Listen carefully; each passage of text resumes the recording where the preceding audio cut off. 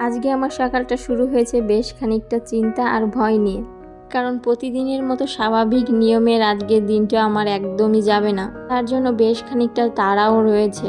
সকাল সকাল আজকে আর ওই হাজার কাজের মাঝে ছেলে মেয়েকে ঘরে কোনো কিছু খাবার বানিয়ে দিতে পারিনি। তাই ওর বাবা ওই বাইরে থেকে ইডলি বাজ্জি এগুলো এনে দিয়েছিল। দু ভাই বোনকে খাইয়ে ছেলেকে পাঠিয়েছি স্কুলে। আর মেয়েকে নিয়ে শুরু করলাম আবার বাকি কাজগুলো যেগুলো রয়েছে সেগুলো। যেহেতু দু ভাই বোন এখনো অনেকটাই ছোট, তাই ওরা বেশিরভাগ সময়তে না এই টেবিলের উপরে উঠে তারপর খাবার টাবার খায়। তাই টেবিলটাকে আমার সব সময় ওই 3 বেলায় খাওয়ার পরে মুছতে ভালো করে পরিষ্কার করে রাখতে হয়।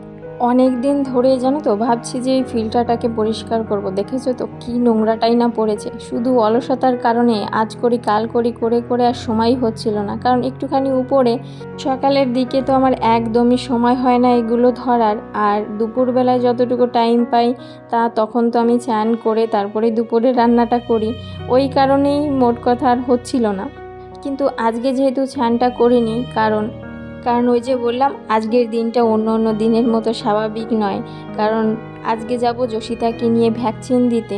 ওই 18 মাসের পরে ওই যে 2 বছরের মাঝে যে ভ্যাকসিনটা হয় 3টে দেয়, ওটারই রয়েছে।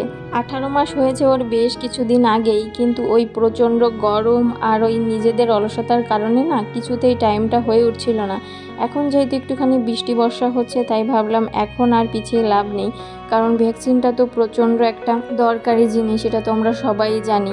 কোনো রকমভাবেই এগুলো স্কিপ করা একদমই উচিত নয়।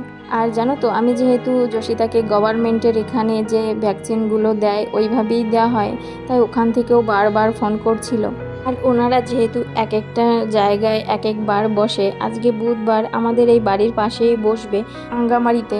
তো সেখানে আমাদের খুব একটা বেশি পথও দূরের নয়, খুব একটা মানে সমস্যাও হবে না। তার কারণেই ভাবলাম যে তাহলে আজকেই দিয়ে নিয়ে আসি।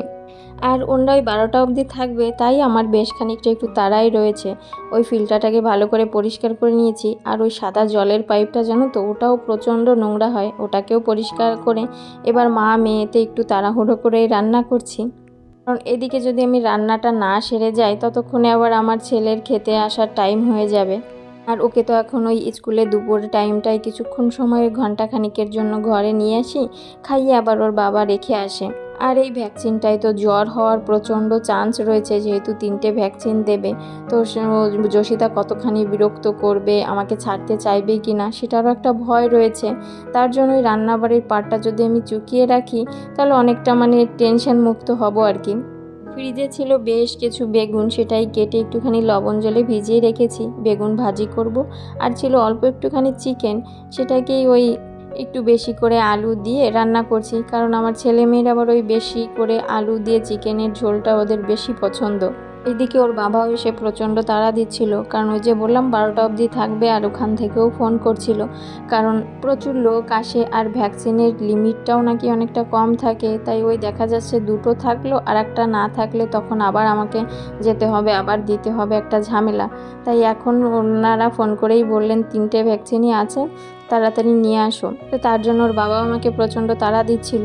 এইদিকে আবার সকালের দিকে 2টো নারকেল এনে ধরিয়ে দিয়ে বলছে অনেক দিন ওই ভাজা পুলি পিঠা খাই না, ওটা বানিয়ে দিও। সত্যি কথা বলতে এ ধরনের খাবার দাবার ওর বাবা খুব বেশি একটা আবদার করে না, কিন্তু আজকে হঠাৎ মানে এত কিছুর ভিতরেও আবার এরকম একটা আবদার করলো। আর বললাম তাহলে তুমি আমাকে একটু কুড়িয়ে দাও, বিকেলের দিকে যদি মেয়ের মানে ভালো লাগে তাহলে আমি বানিয়ে দেবো। আর যশিতার কিন্তু বেশ আরাম হয়েছে, কারণ ওর নারকেলটা অনেকটা পছন্দের। ওই বসে বসে কাঠবিড়ালির মতো টুকটুক করে খাচ্ছিল। আর এইদিকে আমি ওই রান্নার বান্নাগুলো তাড়াতাড়ি করে নিচ্ছিলাম। খুব বেশি তো রান্না ছিল না, বেগুনটা ভেজে নিয়েছি আর চিকেনটা ওইদিকে হয়ে গেছে। উপর দিয়ে গরম মশলা দিয়ে ঢেকে রেখেছি। রান্নাঘরটা পরিষ্কার করে তাড়াহুড়ো করেই স্নান সেরে নিয়েছি, কারণ ওই যে সকালের দিকে আজকে স্নানটা করা হয়নি, কারণ ওই যে ফিল্টারটা পরিষ্কার করব ওই কারণেই। আর যশিতাকেও স্নান করানো হয়নি, এবার দুজনেই স্নান করে রেডি হয়ে নিয়েছি। আর মনে মনে একটুখানি টেনশন আর ভয় হচ্ছিল, কি জানি কতখানি কান্না করবে। কারণ ওই ছোটোবেলায় লাগিয়েছিল, ওই বড় হওয়ার পরে তো আর এরকম ব্যথা পাইনি, কতখানি কান্না করবে কি, এটা নিয়ে প্রচণ্ড টেনশন হচ্ছিল। আর এইখানে দেখো গভর্নমেন্ট থেকে এই যে ওই টিকা মানে ভ্যাকসিনের বইটা থাকে, মানে বাচ্চার কতগুলো ভ্যাকসিন দেওয়া হলো, কী কী ভ্যাকসিন কোন মাসে দেওয়া হবে সেটারই বই। তো ওটা তো কম্পালসারি নিয়ে যেতেই হবে। ওটা নিয়ে ওই ভ্যাকসিনটা দিয়ে নিয়ে এসেছি। ওখানে গিয়ে আর ভিডিওটা করা হয়নি, আর যশিতাও খুব বেশি কান্না করেনি। আর ওখান থেকে জানো তো বলে দিয়েছে যে বাড়ি গিয়েই প্যারাসিটামল খাইয়ে দিতে। তো এসে প্যারাসিটামল খাইয়ে দেওয়াতে ওর ওই ব্যথাটা একটুখানি কম, আর জ্বরটা আসারও দেখছি তেমন একটা লক্ষণ ছিল না। ও বেশ মানে খুশি মনেই ছিল। আর এদিকে ছেলেও ঘরে চলে এসেছে।